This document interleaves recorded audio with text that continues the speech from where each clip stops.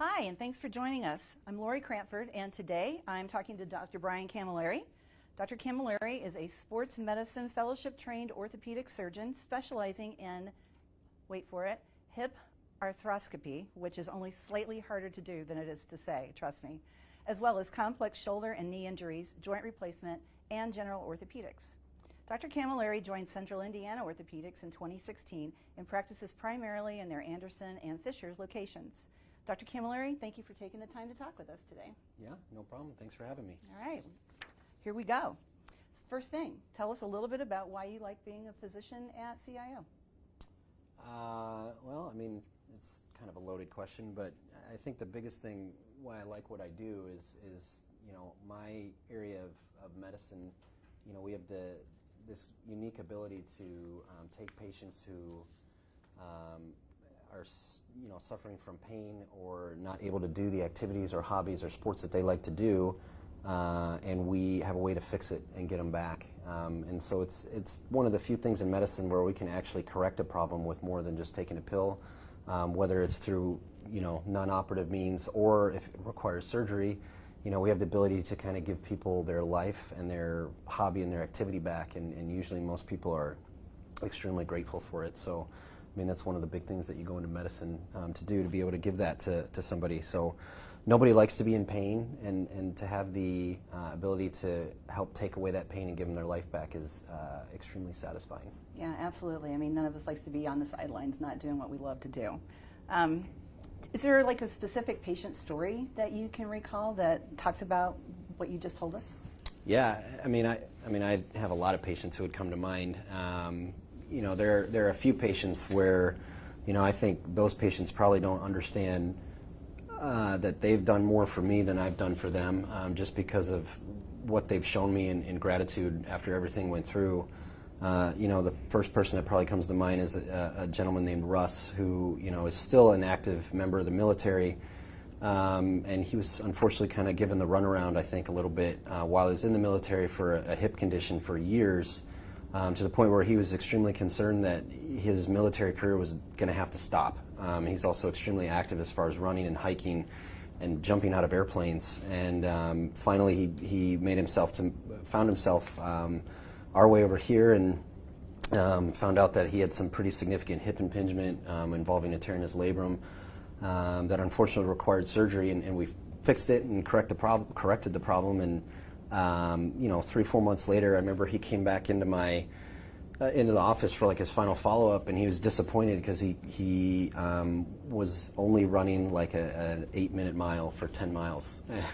And I just kind of had to laugh and say, he was so light years ahead of everybody else. But, his thank you to me, I mean, he essentially said, thank you for giving me my career back. And all I could say to him was, well, without him, I can't do what I do. I mean, he serves and protects our country. So that was extremely humbling to hear. And there's another individual named AJ who was just in high school and had a pretty bad shoulder issue that unfortunately tore his labrum, and he couldn't compete in sports anymore. He's a football player, and he's very talented and very promising career in track. And he tore his labrum, and that required surgery. And he wasn't really supposed to go back when he did a few months later, but he did, and he ended up breaking meet and state records because of him, not because of me. This is just the kind of kid he is. And when at his final visit with me, him and his mom made this big plaque with pictures of him breaking the state meet for shot put and discus, and a little thank you card on there. And I mean, that's still hanging on my wall in the office. I mean, I was absolutely floored that anybody would go through that kind of effort just to say thank you. And probably the last one I would mention would be a girl named Ruthie, who recently had a really bad ATV accident and severely broke her wrist and absolutely needed surgery. She's also very heavily involved in 4-H. She's very good at it. And not soon after she had the surgery, a couple weeks later, she was doing her county 4-H competition. And not only did she win 4-H Queen, she won grand champion in multiple events. Again, this is all due to her. This is not due to what I did. She's just a fantastic healer, and she's super tough. But as a thank you to myself and everyone else here at CIO who helped her, she came in at her final visit full on the outfit that she won queen in, so cowboy hat, cowboy boots, the sash saying she's 4-H queen, with a 7-page letter thanking us for what we did for her. And she brought her pony that she won grand champion with to our office in the front for us to see, and I got a hug from the pony, and like, you know, I had to fight back tears on that. That's stuff that you know, see about in a movie show or a TV show or a movie, but you think as a physician, you know, that kind of stuff really doesn't happen, and I don't even know if something like that will ever happen again in my career, but it's probably the most humbling experience that I've ever had, and it just kind of makes you sit back and say, okay, this is why I do what I do. Yeah. Yeah.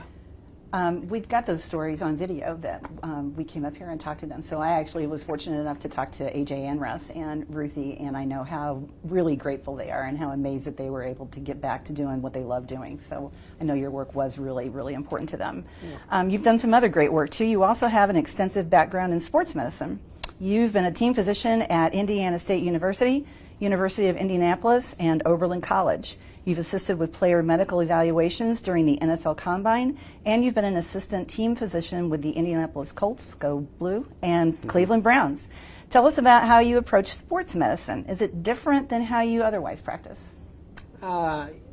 It's maybe a little bit different. I mean, I tend to approach all my patients relatively the same way, but you know, athletes are a little bit of a different animal.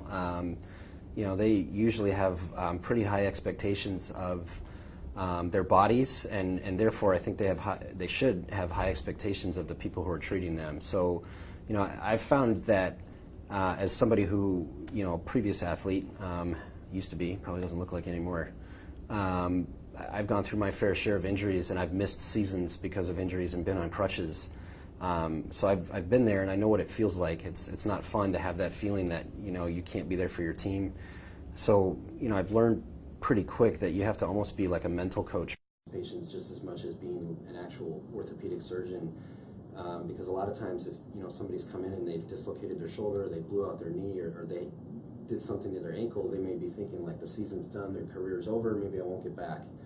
And I try to make sure I take the time with these athletes to tell them that that's not the case. I've been there, and you know, I try to, you know, hopefully if they follow sports, list several athletes who have had the same injury as them, and said, give the example that they've all come back at the elite level to come back. So if they can do it, you can do it.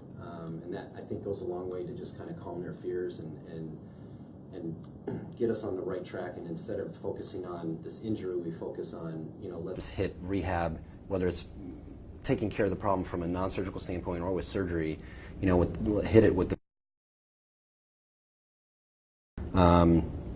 But you know, I have that same thought process with non-athletes too. It's just a little bit more involved with the athlete because they have this fear that their world is about ready to end potentially, and you kind of have to boost them back up and tell them it's going to be okay. This sucks for sure, but people have gotten through much worse, and so you're gonna come out even better when we're done. Yep. So, I mean, I think that's just so important that you're not just treating their physical symptoms, but you're really helping give them peace of mind that they can get back to doing everything that they really want to do. You touched on this a little bit, but what advice would you give to athletes to stay healthy other than not getting tackled by 350-pound linemen or headbutting another player on the soccer field?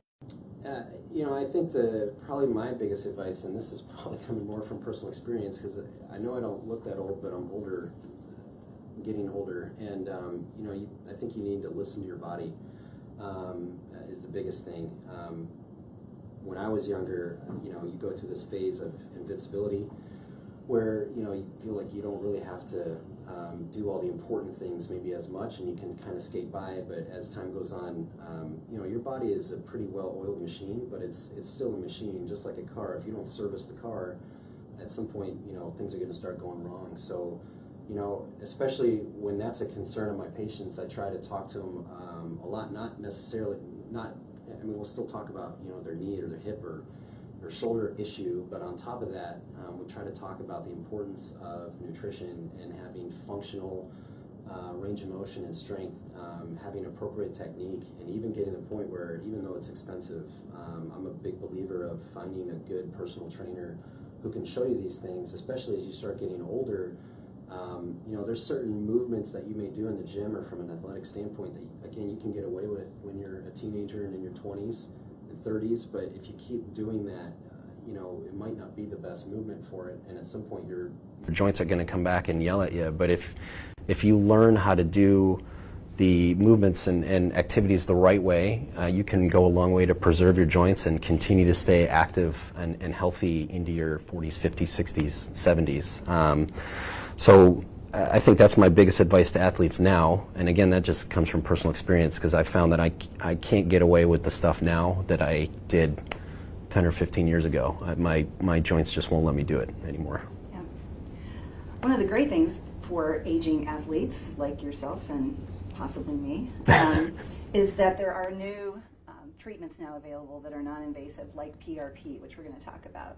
PRP, for our audience that doesn't know, is platelet-rich plasma therapy. So many people might be familiar with it for its use in cosmetic and dental work, but PRP has a lot more impactful applications than just those. So why don't you tell us about PRP? Yeah, for sure. You know, PRP, you know, the cosmetic world and the dentistry world has been using PRP since the 50s. And really, orthopedics is kind of late to join the party. We've really not started using it on a routine basis up until the last 10 or 15 years.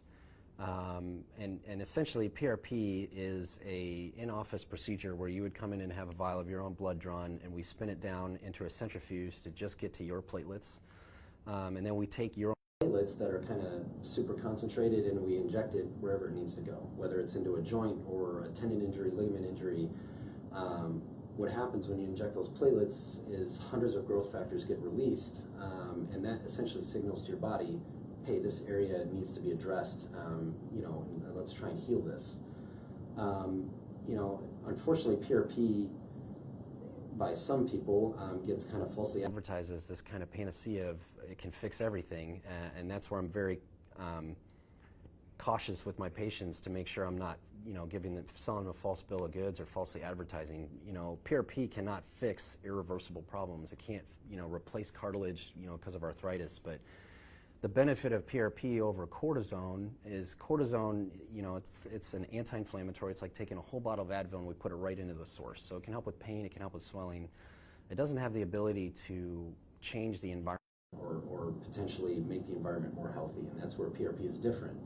PRP can help with pain control, it can help with reducing swelling, but it can also actually change the environment in that area to make it from a toxic environment that just kind of perpetuates the problem to a healing and healthy environment, to, you know, for things like arthritis, can potentially slow it down significantly, or if we have tendon or ligament injuries, can actually has the ability to heal those with a certain extent.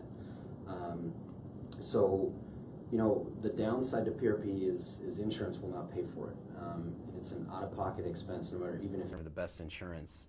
And so that's why, you know, I'm very picky in who I even offer PRP to, because it's a big financial investment for people.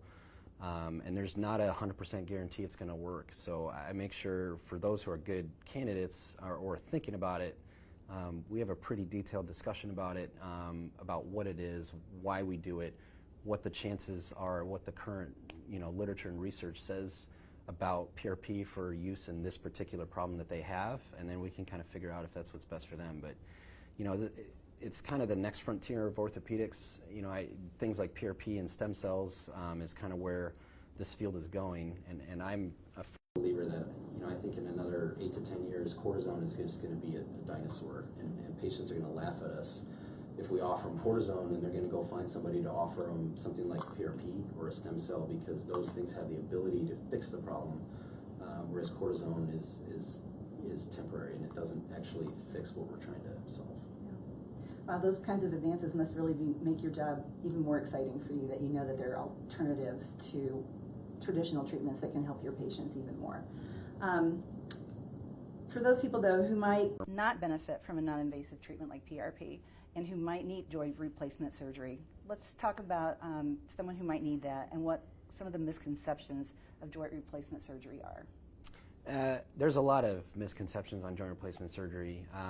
You know, a lot of it is stemming from, you know, patients who have, you know, friends or family that have had experiences, and nobody wants to get a knee replaced or a shoulder replaced or a hip replaced, because that makes us think that we're fighting Father Time and we're getting old. But I try to tell people to not really look at it as a joint replacement. You're getting old. It's a quality of life decision, and I'm not one of those doctors that tells people, looking at your X-ray, you're going to need a knee replacement in 2 years, because where's my crystal ball? And it's not my knee, it's their knee. I have no idea what their knee or hip feels like.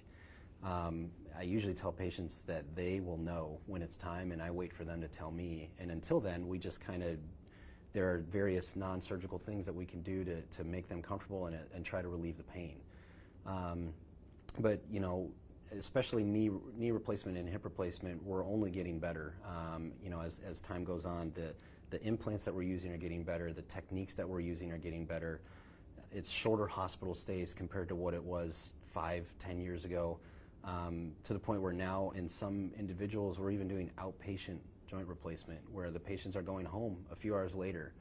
And the total, most people get fantastic results with a hip replacement or a knee replacement. There's always people, and this is for any surgery, let alone a joint replacement, that maybe they don't get a fantastic outcome. And that's one of the unfortunate things of surgery. It's never 100%, but by and large, more 85-90% of people are doing fantastic with it. People tend to get a little bit turned off, I think, when they go to do some research on their own. They go on the internet and Google about a knee replacement, and then they start to read all these negative reviews, and that's where I try to tell people, if you think about when you go to buy a car and you're researching it, nobody ever goes online to talk about a car that they love. They really only go online to talk about if they got a lemon. And so then, you're researching a car that you think this happened to me. I found a car I really liked, and then I went and researched it and just found negative review after negative review, and I kind of talked myself out of the car, and then I had to take a step back and say, and I'm not trying to compare knee surgery to cars, but I think the same thing goes with medicine, that if people are happy with their knee or their hip, most of them probably aren't going to take the time to go on a website and say, this is great. They're really going to do it to throw caution to other people, say, hey, I had a terrible result, and don't do it. So I always tell people to take everything you read on the internet with a grain of salt, because people can write whatever they want on the internet without consequences now. And if they have concerns or questions, then to call me and we'll talk about it, and I'll tell them whether it's legit or if it's bogus, and then they can make the decision from there. But I think you're okay making comparisons between knees and cars. they're man-made parts. They both, right. Yeah. They both get you places, and Yeah. when they get older, they squeak a lot. They make me. Well, so no, and humans, they don't squeak. Okay. But, and another question I don't too. know, you want to hear my knee? Maybe. People, one of the most common questions that we get is, well, okay, if I have to have a knee replacement, I'm going to have to have it replaced again. It's going to wear out. And that's true, but, joints that we were putting in 25, 30 years ago, at least for the knee and the hip, those have about a 90 to 95% survivorship rate still. And that was 25, 30 years ago. And so our techniques and our implants have only gotten better since then. So, I tell people, not everyone can last that long, but I tell people for a knee replacement or hip replacement, I expect to get at least 15 years, but more like 20, 25, 30 years out of this. I think that's pretty realistic. Yeah. I met another one of your patients here, one of CIO's patients who had his hip replaced. In and out in a day, doing great within weeks. It's incredible. It was really incredible. And then Yeah. the technology I learned behind it of, joints being made out from 3D printers and all kinds of stuff. It's just It's really, crazy. really crazy. Okay, let's move from patients to CIO. So you've been here a couple of years. Yeah. Do you think CIO does things differently than other orthopedic practices? Yeah, obviously I'm biased because I'm here, but I can tell you that I've been happy here right out the gate. I think I'm pretty fortunate that I have the best set of partners I could have asked for. Everybody, all the physicians here, whether they're the non-operative physicians or they're the surgeons, we all kind of have the same philosophy as far as how we treat patients. And I think that is, we all treat our patients like they're our family members, and that's what patients want. The most common thing I get is, okay, if this was your wife, what would you do? If this was your brother or your dad, what would you do? And that's how I attack, or not attack, but talk to every patient. And I think all of us here do that. You know, and we are a pretty good team here at CIO. We're very involved in the community as far as various events and doing school coverage, which is a big part of it. I mean, that's grassroots orthopedics, is taking care of kids in the community from high school level, college, and which we cover multiple high schools and 4 colleges. You know, we take care of you know, Indy Premier Soccer. So, you know, we're very involved in the community, and I think, you know, our patients appreciate the way that we talk to them. We're not looking at everybody who comes through our door as, you know, a surgery or car payment. We're looking at it as, well, let's see if we can get you better without surgery first, and hopefully that's the case. If we need to do surgery, okay, but let's try without it first, and it's not cut first, ask questions later. That's great. It makes people feel good when they come in. Yeah, nobody wants surgery. No. People who do make me nervous. Like, people are excited about surgery, they make me a little bit nervous. Okay, wrapping it up here. I know you're originally from Michigan. Tell me about your transplanted Hoosier life here. Yeah, so originally from the Detroit area, both my wife and I, and we've been in Indianapolis for probably 3 years now, and we love it. I mean, you know, Indianapolis and Indiana it's Midwest, and that's what both my wife and I have grown up with. And I think there's a different set of core values with Midwest compared to going to the East Coast or the West Coast. So, you know, people are a lot more humble here and a lot more approachable. And everything's just, you know, a little bit more down to earth. So we feel at home here just as we did when we were up in Michigan. And, you know, everyone has kind of welcomed us with open arms, which we're not surprised with, because, again, this is the Midwest, and that's just the way it's done here. But, you know, we like being in the community. We're pretty active. I'm a pretty avid sports fan. That's kind of what got me into this area of medicine to begin with. The other part was because I was on crutches 3 years in a row when I was in high school, and so I was always hanging around orthopedic surgeons when I was a kid. But, you know, my 2 passions are sports and music. And if I didn't have either one of those, I'd be one bored guy. But, you know, besides that, you know, we're pretty excited about being involved with all the high schools and covering the colleges. Again, you know, I'm privileged enough to be taking care of the Indy Premier Soccer, and they're a pretty big deal here in this area as far as the volume of kids that are playing soccer, and we provide their medical coverage for them.